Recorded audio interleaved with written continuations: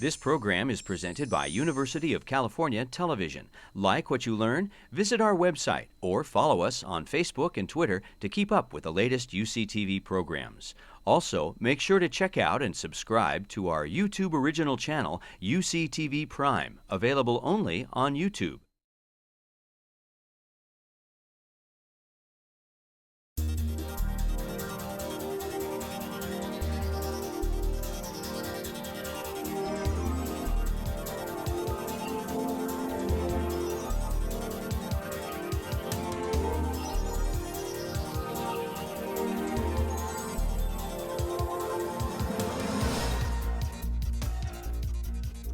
Hello, I am Jeremy Standifer, a science instructor with the Riverside Science, Technology, Engineering, and Mathematics Academy in Riverside, California.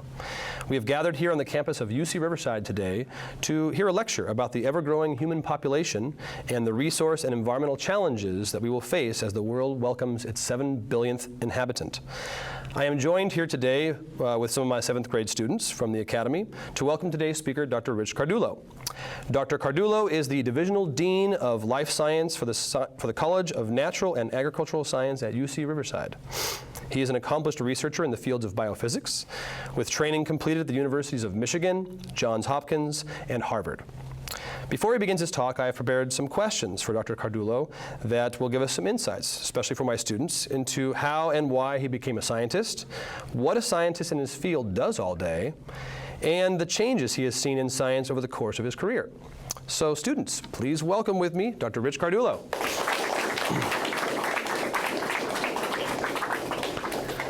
Okay, Dr. Cardullo, we have a few questions for you that the students have thought about. The first one is, and for myself, I had a love of science as a child. I grew up in a family that supported science education, and I had some great teachers that helped me along the way. So my question for you, first one is, how did you end up deciding you wanted to be a scientist? Great question.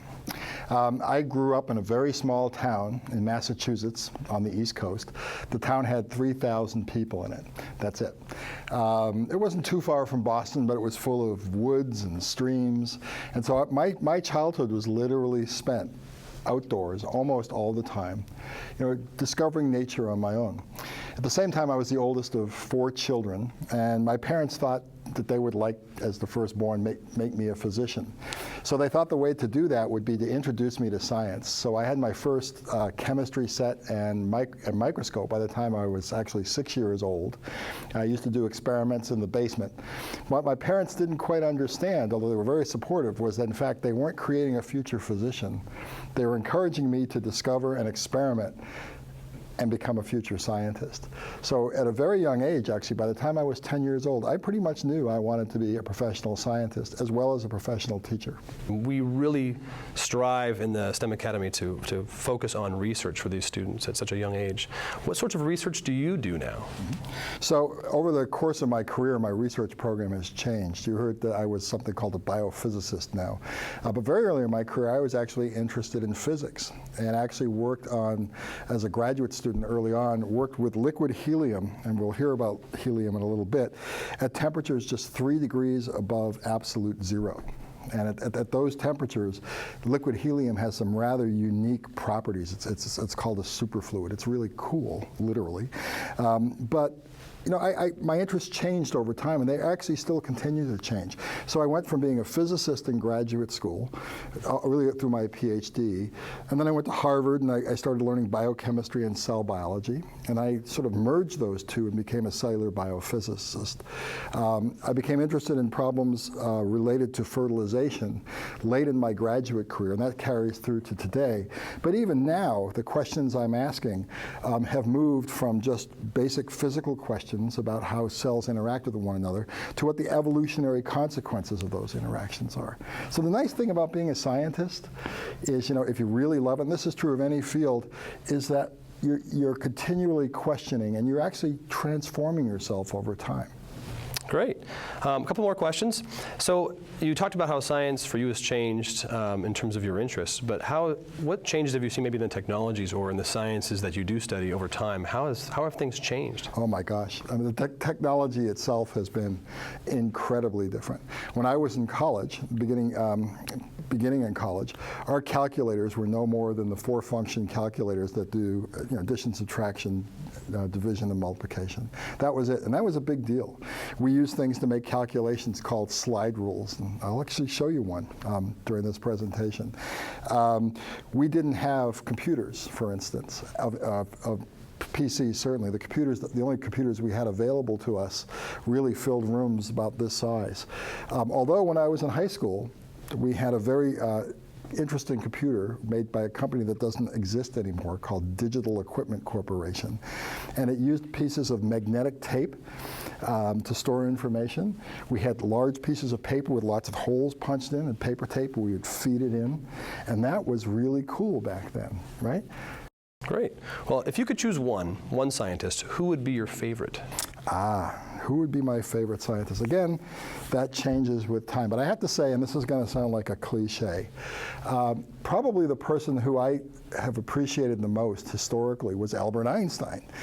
And a lot of people will say that, but there are a couple of reasons. First of all, Albert Einstein's brilliance wasn't appreciated when he was in middle school, in high school. He was a patent clerk in Switzerland. He was 26 years old when he made 3 important discoveries. Those important discoveries were, one was called the theory of special relativity, which most of your science fiction movies that you enjoy take advantage of that particular idea. Another is the photoelectric effect, which actually has in its roots the development of all modern electronic devices. In fact, he won the Nobel Prize for that one. And then the one that relates to me is trying to understand what Brownian motion is, the random motion of particles. And he actually formalized that mathematically and made it a very powerful theory. So here was one person who was given very little, actually, wasn't given a chance, wasn't thought to be going to become a big scientist, and ultimately did, because he had confidence in himself and he had his own special skills that he brought to bear, which transformed all science, not just physics, but biology and chemistry as well. Fantastic. All right, one last question, and we'll let you get started with your lecture, and that is, other than science, what other interests do you have, or what other interests do you have in your fields? So you've heard me say that science is a creative endeavor. And so I like to do a lot of things. I play piano. I sing, actually, in a number of different groups. I'm a bass, which is low register, in 2 different groups in Riverside. I also like to exercise a lot. So I was always active. I wasn't in formal sports, but when I was in college, I fenced. So I actually used a weapon called a foil. I now run. So I've run 12 marathons. And I didn't start running marathons until I was 40 years old. And I'm not close to 40 anymore, but again, over time, I've changed the things I'm interested in, and I think it keeps me active, whether it's athletic, or it's singing, or it's playing piano, or science. Thank you so much for your insights. We look forward to hearing your lecture on population. Thank you. Thank you very much. Okay, so the title of this talk is Earth 101, Too Many People. Now, I've got 4 favorite colors. Those colors are brown and green, and blue, and white. And one of the reasons those are my favorite colors is those happen to be the dominant colors on our Earth. Okay, so if we look at our Earth from space, this is what we see, right? How many of you have seen a picture that looks like this? Right, most of you. This is what, with all of our technology, this is what our planet looks like. Those colors come about because of in many cases, because of the interactions between the physical environment and the biological environment. Life itself makes a major contribution to these colors. And whether we look at this hemisphere or this hemisphere, this is what we think of when we think of the Earth. However, if we want to understand human impacts on something as simple as that image, One only has to go to the website for the European Space Agency to see what the Earth currently already looks like. It has transformed incredibly over the last 50 years. In fact, the Earth looks like that from space, in a sense. All of that represents all of the space junk and satellites that are now orbiting the Earth that man has put up there. Okay? That is our Earth. That is a good example of what humans do to affect the environment. Now, many of these things are great. They give us our cell phones, they give us our high-definition TV through satellite, they allow us to communicate all over the planet, but we have transformed it. Perhaps the biggest way, however, we've transformed the planet is over the last few centuries is what's happened to our human population. We are incredibly successful as a species for one important reason. And that reason is we are creative, we are intelligent, we can accept challenges that no other species can, and we can overcome them. And one of the themes of this lecture is going to be, to what extent can we continue to do that? So I'm going to break this talk down into a couple of different areas. The first one is going to be on documenting human population on the planet. So we're going to go through a brief history, and I have to start with some reference period. So we're going to start with 0 AD, and I'll show you as we go through very quickly what's happened to the population of the planet. Okay? So at 0 AD, we believe there were somewhere around 170 million people on the planet.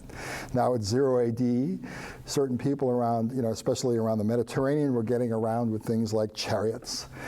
We had populations in China, for instance, and parts of Asia, where we had a lot of people who had their own cultures, contributing to art and science in their own right.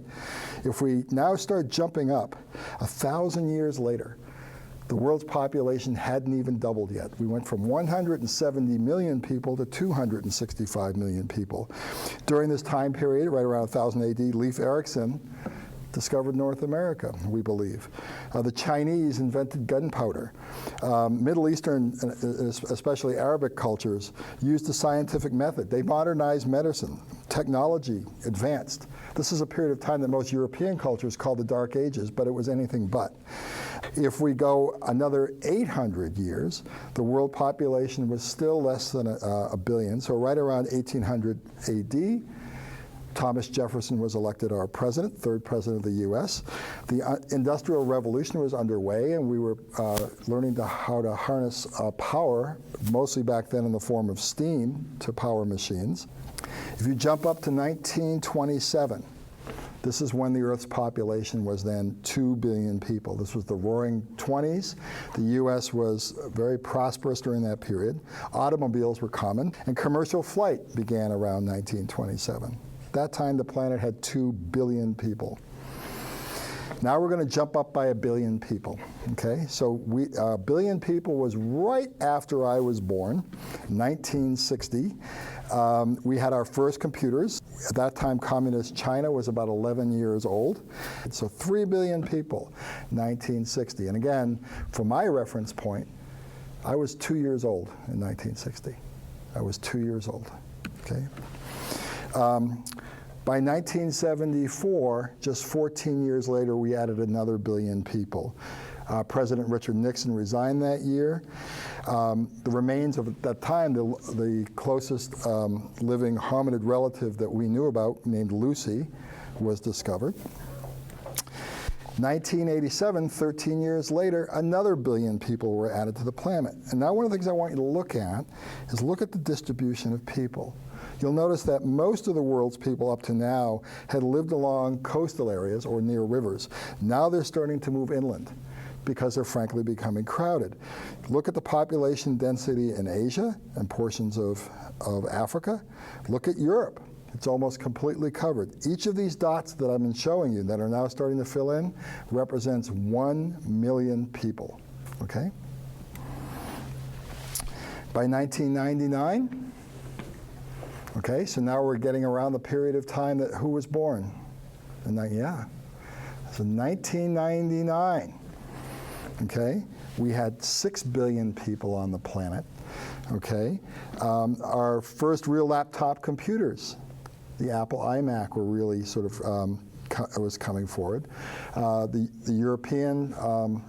Europeans started the euro as their currency, as part of their economic unification.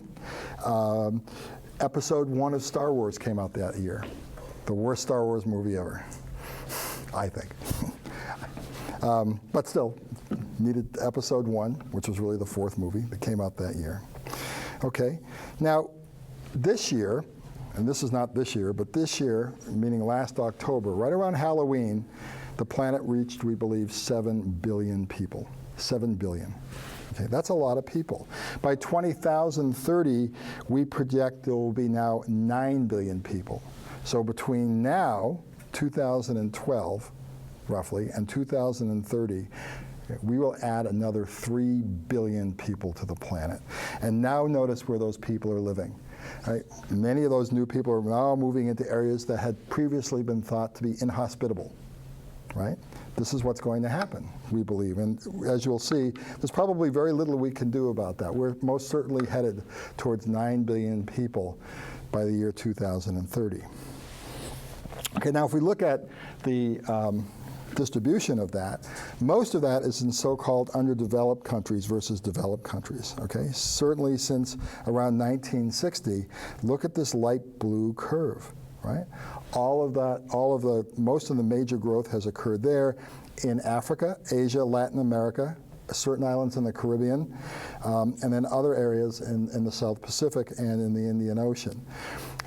Europe, North America, Australia, New Zealand, and Japan are pretty much stable for a number of reasons. In some cases, Europe is stable simply because they've already maxed out with their population density, we believe, given their current quality of life that they want to maintain. But there are other reasons that we'll explore through this talk. So we're going to look at a couple of different world maps. Okay, the first one is the fertility rate. Now what that is, it's the number of children born per female. Okay, so females, of course, are who bear children. So we're going to use them as a reference point. And we're going to color code the planet based on that, how the fertility rates vary over the planet. So if we look at a country like the United States, you'll see it's sort of a light blue, and that represents just over, actually, 2 children per female in this country.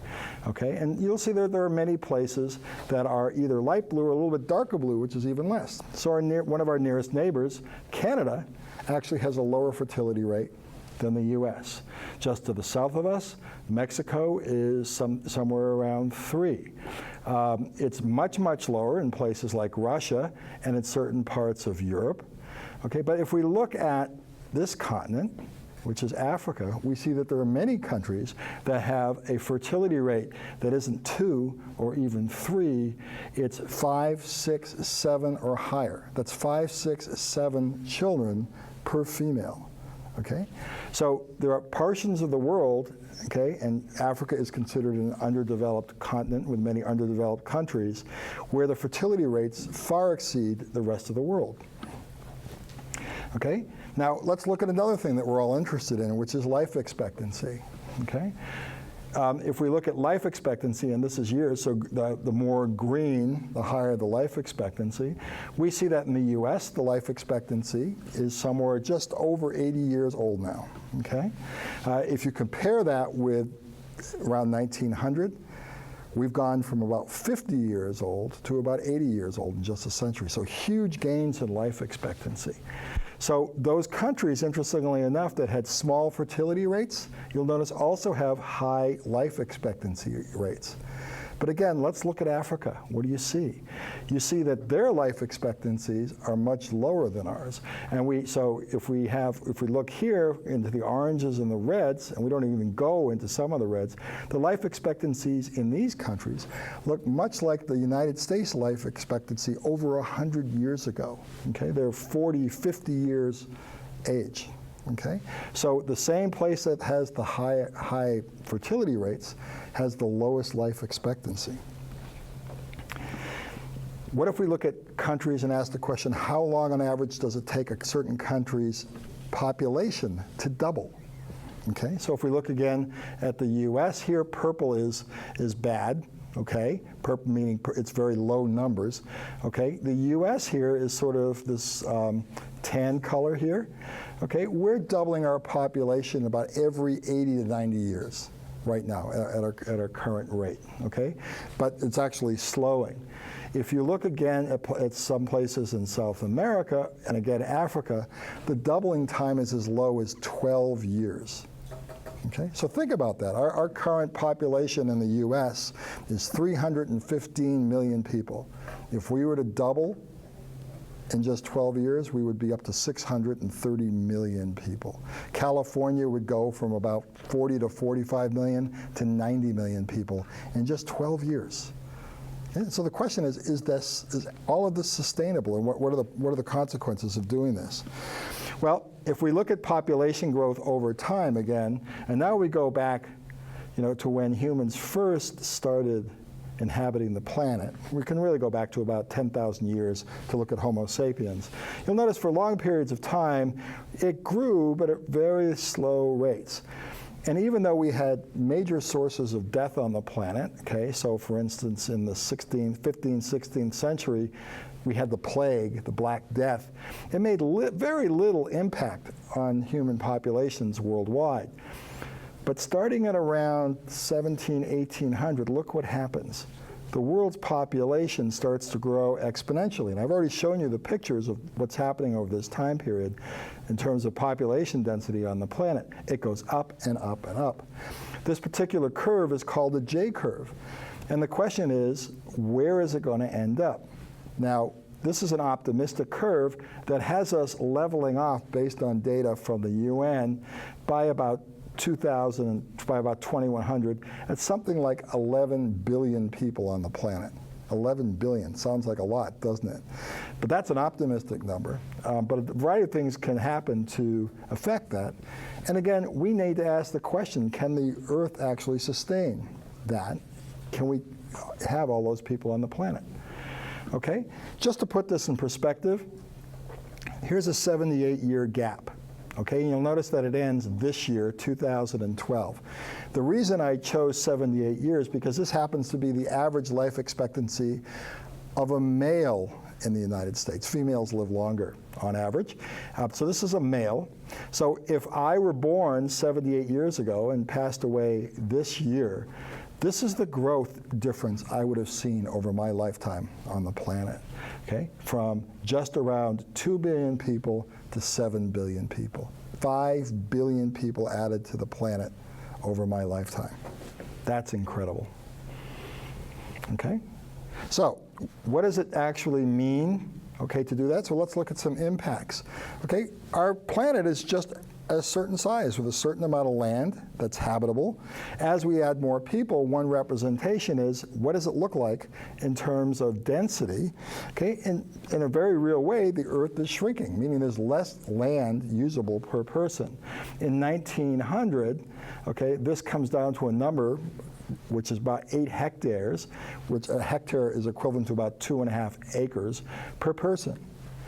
Okay, as we add more people onto a planet that has the same surface area, the same amount of land per person, that number is going to drop. Okay, by 2005, okay, so just 7 years ago, it dropped from almost 8 hectares per person to 2. Okay, a 4-fold drop in the amount. Okay, that means all of the land that you need to get your water from, your food from, dump all your waste into, okay, is just this small number now. And believe me, when you're talking about all of those things, that is a very small number. Okay, for instance, let's look at just safe drinking water. You're going to start seeing themes in some of these diagrams, okay? So blue here represents that in these areas, more than 95% of the population has access to safe drinking water, okay? And that's true in the U.S., all of North America, all of Europe, okay, Russia, Australia, and many parts of South America. Okay, but as we go from dark blue to light blue to green to brown, what you see is the access to safe water supply starts to drop. And again, look at the continent that has the least access to safe water.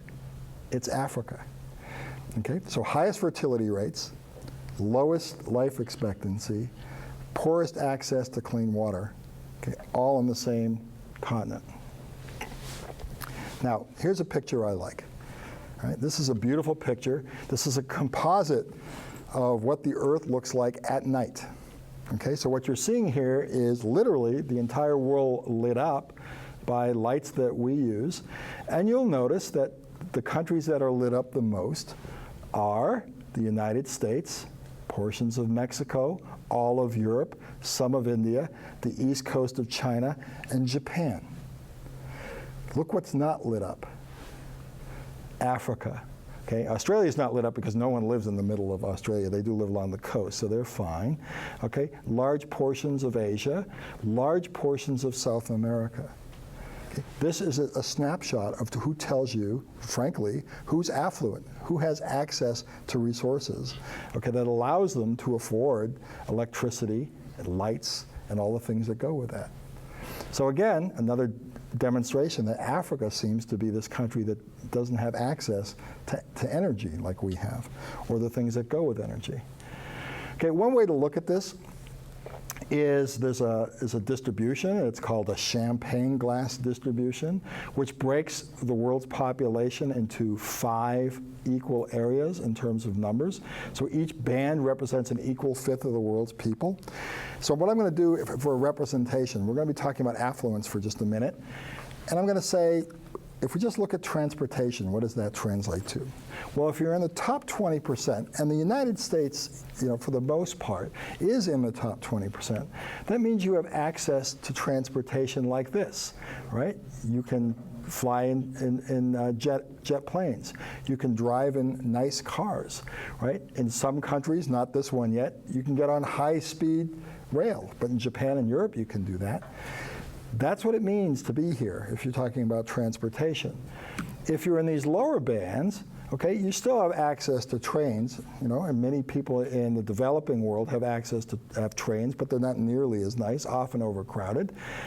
This was a train that's taken in Mumbai in India. We have cars, but a lot of people, which are not as nice, of course. This is the most common car in China at the moment. But most of the world gets around on bicycles in these particular regions. And bicycles where they actually carry their work with them. That's what it means to be here. Okay. What does it mean to be down here? How do people get around who are down here in the poorest areas? It means they're looking for a pair of sandals.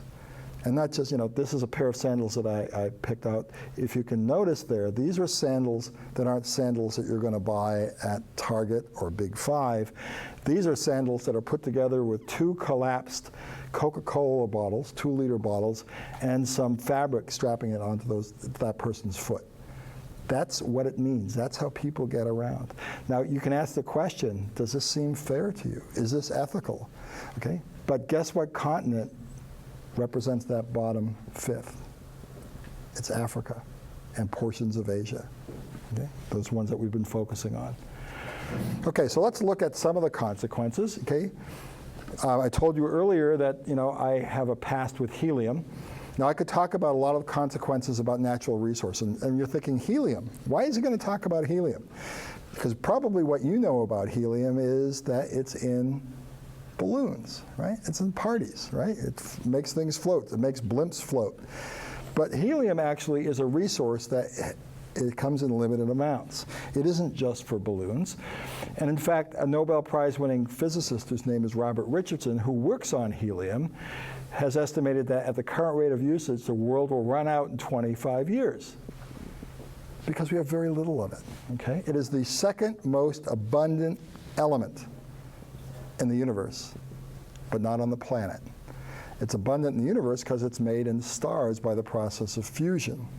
But those processes don't occur here. It's made through a much slower process on our planet, which gives us a limited amount.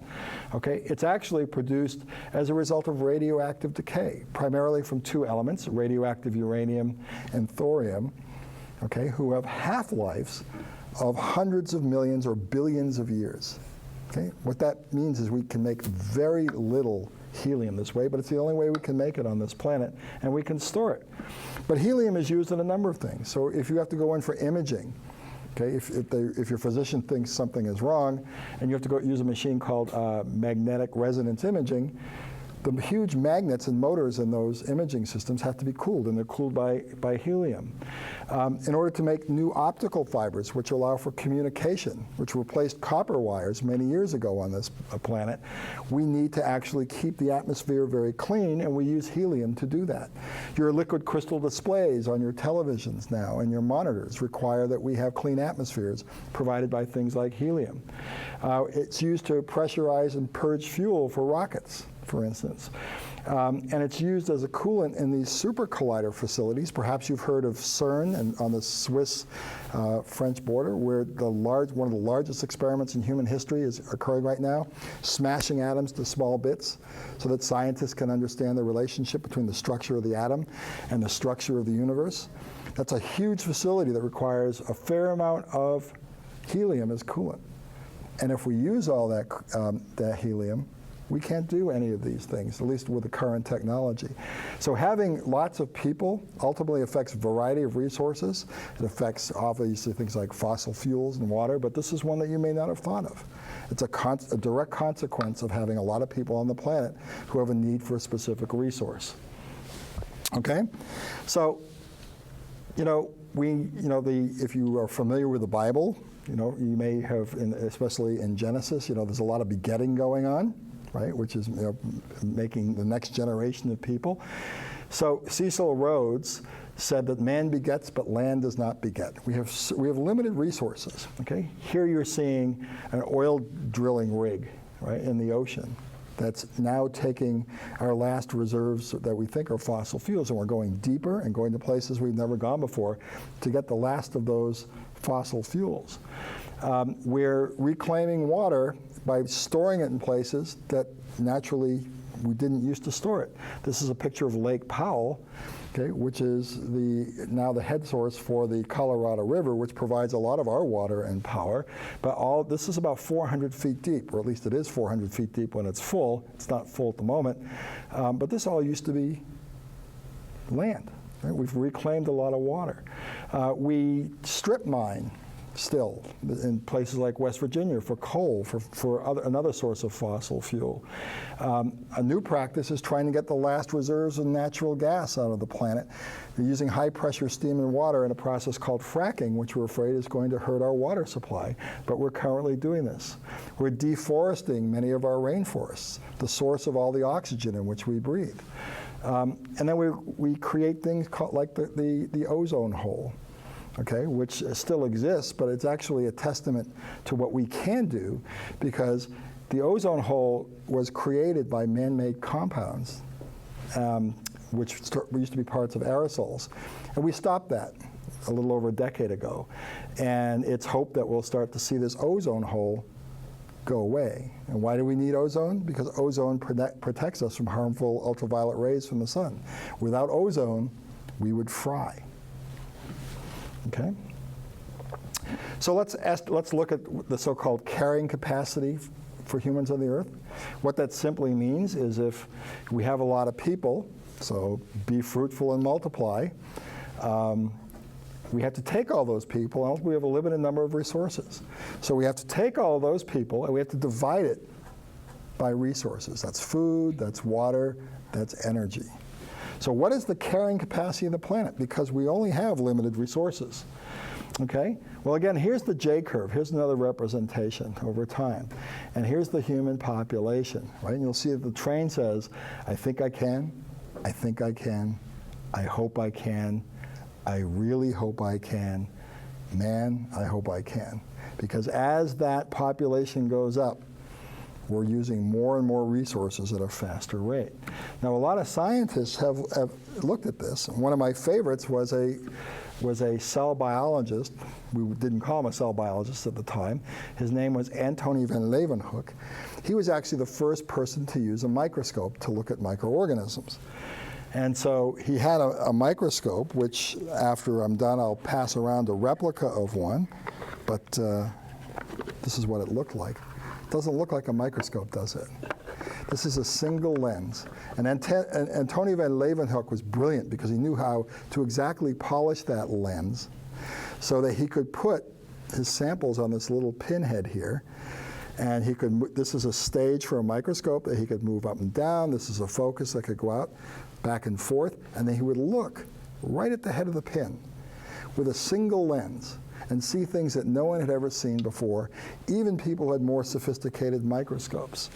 And one of the things that he saw were protozoans, okay, and a whole new world opened up. He called them his little animals. The Latin for that is animalculae. He also looked at these products of meiosis that you've all learned about. And in males, the products of meiosis are germ cells, or gametes, called sperm. So he was the first one to look at them. And Leeuwenhoek actually, and his contemporaries, had an interesting interpretation of that, which was they thought that sperm had little men in them. And they called that little man a homunculus. And the idea was that every little sperm had a little man or a little woman in it. Okay, and upon deposition in the female, it took about 9 months for that microscopic human to grow into a baby of about 5, 6, 7 pounds. That theory, called preformation, actually lasted for about almost 2 centuries before people realized that's not really what happens, right? That there's fertilization. Interesting. But he used his diagrams, along what he knew about his native Holland, to calculate what he thought the carrying capacity of the Earth was. And he actually wasn't far off, interestingly enough, although his calculations had a few errors that canceled each other out, of about 16 billion people. That's what he figured the planet could hold. So he was a brilliant man in many ways. And you know, that's right around the number that many people will argue is our carrying capacity, at least at the moment. So not far. Other people have made other estimates. Robert Malthus was a very famous British economist and clergyman. And in 1798, he published an essay which was so controversial, or he was afraid was so controversial, he wouldn't put his name on it at first. And he argued that the population would inevitably increase faster than the food supply unless it's kept in check by things like famine, disease, and war. His ideas actually gained a lot of support. And he actually wanted to use his arguments to limit food supplies so that we could control populations. But he was also was a very strong influence on a very famous evolutionary biologist. In fact, the person who's given the credit for evolution by natural selection, which is Charles Darwin. Okay, so Malthus influenced him greatly. We still use his models today to actually come up with carrying capacity estimates, and they vary all over the place depending on various parameters. Most people believe the carrying capacity of the planet ranges somewhere from 2 billion to 40 billion people. Now we're currently at 7, right? So there are some people who already think that we've already gone beyond ultimately the carrying capacity of the planet. Others are much more optimistic and think that we can get up perhaps as high as 40. Most people think it's in the range of 9 to 13 billion. And remember, no matter what we do, we believe we're going to be at 9 billion by 2030 anyway. Okay? Well, there are other people. These are very famous people, especially in the 1970s. Pollen and Ehrlich are scientists and faculty members at Stanford University, and they were interested in the environmental impact on, or the effect of populations on the environment. So they came up with a very simple relationship, which is I equals PAT. It's called the IPAT formula. And simply what this says is that the environmental impact, okay, is going to be affected by, first of all, the population size, second of all, by the affluence, how your quality of life per person, and it's related really to the consumption of environmental resources. So for instance, if you want to minimize environmental impact, perhaps you should consider lowering your standard of living, for instance. And the T here is the environmentally harmful impact that technology produces. So looking at all these, okay, for instance, let's say we wanted to decrease our population, okay? So let's or decrease our impact on the environment. If we simply decreased the consumption of environmental resources by 5%. So you go home tonight and you tell your parents, what if we cut down our gasoline consumption just 5% in the next few years? Can we do that? And we improved technology so they caused a 5% decrease in environmental damage. So perhaps some new technology like the creation of a hybrid car and electric vehicle can do something like that. But if we just decrease those both by 5%, the overall impact on the environment would be decreased by 10%. That's the argument. However, if we don't do anything about population, because population is part of this equation, then the impact on the environment will return to what it is in just 6 years. So you can do a lot with these two, but ultimately the argument is we've got to do something about population as well. Okay? So what about the United States? We're very affluent. You've seen many examples of that. The Earth at nighttime should have convinced you of that. We currently have a population of 313 million people. Okay? Currently, there's a new baby born every 8 seconds. Someone dies every 12 seconds. We have a new international migrant every 46 seconds. Altogether, we gain 1 person every 15 seconds, so 4 people a minute in this country. Okay? If we want to take the population down to 150 million, okay, all it would require in the next 100 years is to lower that birth rate, okay? Because we're not going to do it through any other method, right? That would be horrible. We're going to lower that birth rate from about 2 to 1.5. Okay? That means your generation and the next generation, if they're committed to doing this, it would mean having family sizes that on the average are 1.5 children per family. Some would have 2, some would have 1, about 50-50. That would mean we could decrease our population by about half and hopefully maintain our standard of living. That's what that means. Okay? Now, if we want to decrease the population, we can do it a number of different ways. These are all what's called vectors, carriers of disease that we're familiar with. They might be rats, they might be various types of bugs or insects, fleas, lice, bed bugs, horrible things. But all these things potentially carry diseases that threaten populations. But disease itself, interestingly enough, doesn't cause populations to drop. I'm going to show you the thing that affects populations more than anything, and it's something I've already shown you one picture of. It's those. Okay? Sperm is a vector which ultimately leads to, and so do eggs, lead to increased populations. So many scientists want to know, are there new ways that we can control population or fertility rates by targeting specific cells, sperm or eggs, okay, so that individuals can make the decision to keep those rates low. Okay, so we're talking about controlling human fertility. And interestingly enough, we can compare this with treatments for something like cancer. Many of you know that cancers are treated through a variety of chemicals, many of which are incredibly nasty. Those chemicals combined are called chemotherapy. In the early days, we used to use really nasty things. Nitrogen mustard is actually derived from gas bombs used in World War I. And it was found when people who were in particular hospital wards who were killed by this, that certain tissues in their bodies, called lymphoid tissues, stopped dividing. And it gave scientists clues that you could use agents like this to stop cancers.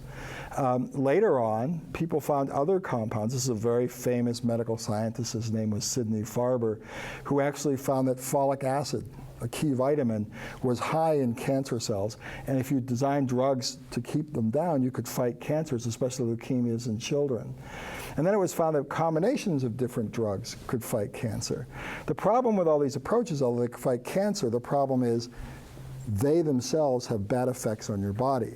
And so with these types of strategies, trying to cure cancer, it's can you kill more cancer cells, or hopefully all the cancer cells, before you kill all your own cells? Of course, what you want to do is design drugs that are specific for cancer.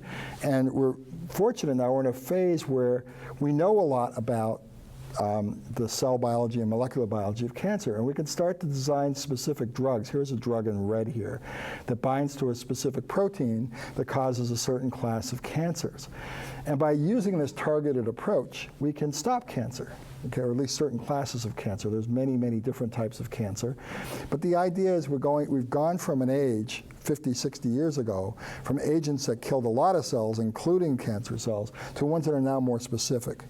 When we design things against reproduction, it's the same idea. In females, the most famous one is the birth control pill. And the birth control pill has an interesting history that started really in the 1950s through the 1970s. And the birth control pill is still incredibly powerful and widely used today. But again, in the birth control pill, analogous to old chemotherapy, these agents, these hormones, are actually normal hormones in a woman's body that control when eggs are released from the ovaries, when the uterus is prepared for implantation of an embryo. And what these drugs do is they trick the female's body into thinking it's pregnant, that she's pregnant. And if you're pregnant, you can't conceive. And that's the brilliance here. But the problem is that many of these drugs for birth control pills in females have a lot of potential risks, especially early on when the doses were very high. Those included stroke, heart attacks, and some cancers. So clearly the birth control pill, although incredible in what it was able to do and still does, there potentially is something much more powerful that we can use, something that's more directed, like with chemotherapy. Now, we have agents, there's one that's a male pill. It actually is derived from cotton, and it was discovered quite accidentally because when a country that's quite large like China was looked at, there was one region in China, the Jiangxi province of China, has a much lower fertility rate than any other portion in China. And people ultimately realized that it was linked to the fact that people in this part of China use cottonseed oil in their cooking. Most people don't use cottonseed oil in their cooking. And it turns out that there's a compound in cottonseed oil called gossypol, which is a yellow pigment, which is found in the stems and leaves of cotton. It's easily extracted, that decreases male fertility, the production of sperm, and also the motility of sperm. So this was really exciting. And so scientists and pharmaceutical companies in the 1970s started investigating gossypol's potential as a male contraceptive. The World Health Organization got really interested in this. The initial studies were very promising. It can be taken orally as a pill, which is great. It's 99% effective. It lowers both the motility of sperm and it blocks their production. It's reversible in most men. And it doesn't upset the hormonal balance in males like the pill can do. So it looked great.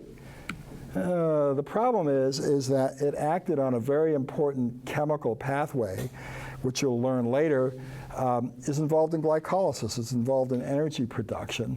And it blocks a particular enzyme in that pathway. When they started really looking closer, they found one of the things that it does, it decreases potassium levels in your body. And potassium actually happens to be a very important ion in your body.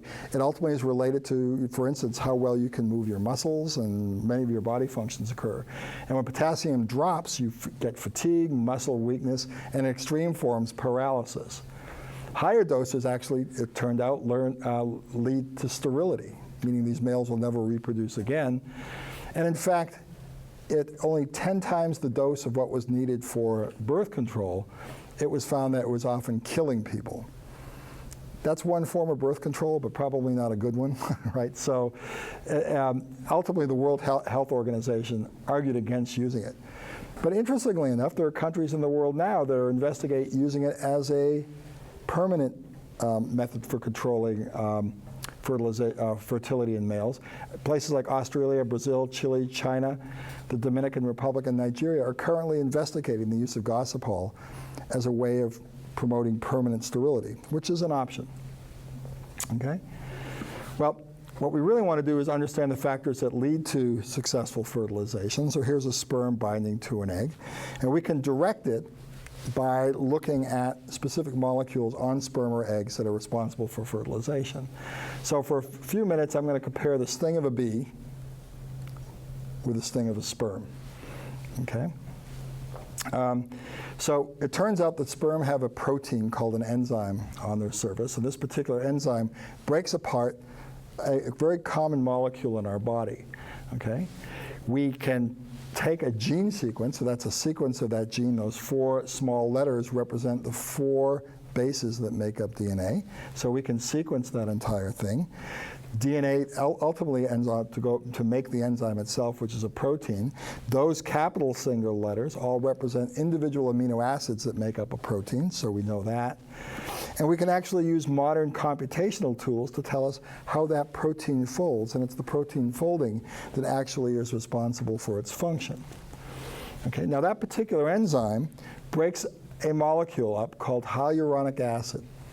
Now, hyaluronic acid is made up of this red and this blue here represent 2 different sugars linked together by this oxygen atom. Okay, and then they go on to repeat again and again and again. It would be like taking Legos of red and blue and just making a long line of red and blue Legos. Okay, this hyaluronic acid is very important in our bodies. Okay, the hyaluronic acid contains something like 250 to 50,000 repeating units. 1 gram of this can actually bind up to 6 liters of water. Okay, so you think that if you think of diapers, disposable diapers, that the polymers there are designed to absorb lots of water, we should be putting hyaluronic acid in diapers that absorb a lot more water. The average human has about 15 grams of this in their body, and they turn over about 1/3 of it every day, meaning they're breaking it down and making new hyaluronic acid. It's a major component in your eye, and the fluid in your eye called the vitreous humor. It's about 2% hyaluronic acid, and its function is to keep it as an aqueous or water-filled environment. It's a major lubricant in our joints, especially in our knees, and our hips and our elbows, and between our vertebrae. And it also turns out to be, so there it is, it's in the eye, it's in the joints, but it's also a major component of eggs that are ovulated. So this large circle here is a sphere actually, and that's an egg. And then all of these other dots are another type of cell called cumulus cells, and they surround an ovulated egg.